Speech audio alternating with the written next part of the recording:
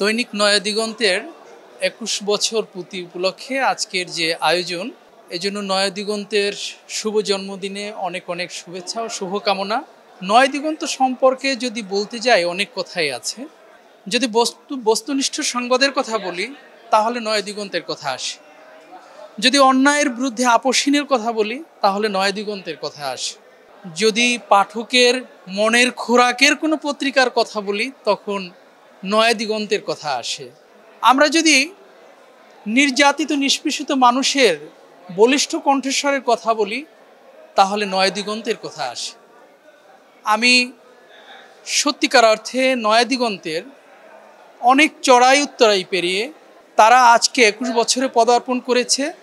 আমি অন্যান্য মিডিয়ার হাউস আছে বা যারাই আছে আমি তাদেরকে বলবো যে সাধারণ মানুষের মুখপাত্র হিসাবে যদি কাজ করতে হয় তাহলে নয়া দিগন্তকে ফলো করতে হবে।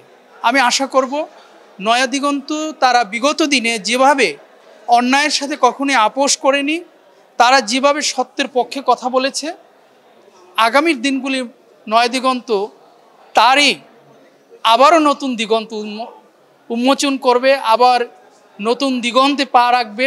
একটি বিতর্কিত সরকারের পতনের পরে নয়া দিগন্ত যে ভূমিকা রেখেছে, আমরা আশা করব আগামীতেও দেশের ইতিবাচক দিক যেরকম নয়া দিগন্ত তুলে ধরবে, নেতিবাচক দিকগুলোও সেভাবে তারা তুলে ধরবে। নয়া দিগন্ত সবসময়ই অন্যায়ের বিরুদ্ধে থাকুক, নির্যাতিত নিষ্পেষিত মানুষের পক্ষে কথা বলুক, বাংলাদেশের সম্ভাবনার দিক যেভাবে উন্মোচন করবে, পাশাপাশি রাষ্ট্রের যে গুণী পোকা ধরা যে সমস্ত সেক্টর আছে সেই দিকগুলো তারা তুলে ধরবে।